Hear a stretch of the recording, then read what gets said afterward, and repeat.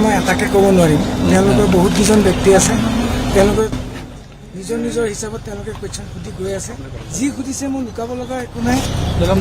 নক'ব লগা একো নাই যি সুধিছে মোৰ যিমানখিনি পাৰোঁ মই গোটেইখিনি সহযোগ কৰিছোঁ মই কালিও আপোনালোকৰ ওচৰত কৈছিলোঁ মৃত্যুৰ আগমুহূৰ্তলৈকে প্ৰশাসনৰ লগত মই পূৰ্ণ সহযোগিতা কৰিম তেওঁলোকে যি কয় মোক যেতিয়াই মাতে CID হওক SIT হওক CBI হওক মই প্ৰত্যেকেই ইয়াত নহয় বেলেগত যাব লাগে মই তালৈকে যাম মই মৃত্যুৰ আগমুহূৰ্তলৈকে যুঁজিম দাদাৰ কাৰণে ন্যায়ৰ কাৰণে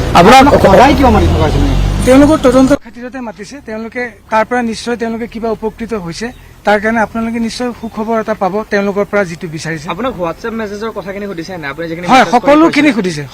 সুধিছে তেওঁলোকে তাৰ ওপৰতো বিবেচনা কৰি তেওঁলোকে বিচাৰ কৰি আছে আপোনালোকে নিশ্চয় তেওঁলোকৰ পৰা ভাল খবৰ পাব নাই মই ঘৰত গৈছো ডেইলি মোক ৰাতিপুৱা যিটো টাইম কৈছে মই তাৰ এডভান্সলিয়ে মই আহি গৈছো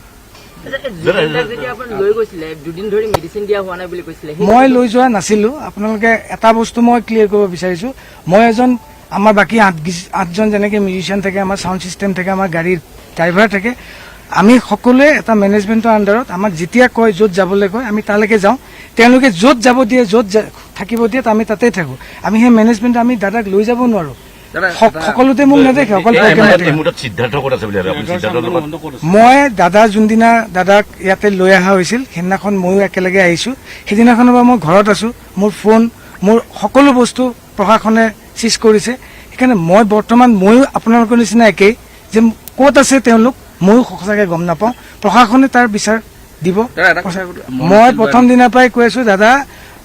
সৰু সজাইত থাকোঁতে দাদাৰ অন্ত্যেষ্টিক্ৰিয়াৰ সময়তো মই সদায় যিহেতু ষ্টুডিঅ'ত মই আজি 10-15 বছৰে ৰেকৰ্ডিং কৰি আছিলো সেইটোতো বেলেগেই দাদাৰ লগত নিজৰ এটা ভাই সুলভ ৰিলেশ্যন এটাত আছিলো চব মইনো চবেই যিহেতু যাব বিচাৰে মইনো কিয় নিবিচাৰিম মই আজি নহয় মই প্ৰত্যেক দিনে বিচাৰি আহিছো কিন্তু প্ৰশাসনৰ যিটো তাগিদা থাকে তেওঁলোকৰ মতে মই চলিব লাগিব যিহেতু মই এটা আইনৰ কাঠবেৰৰ ভিতৰত আছো হয় ধন্যবাদ।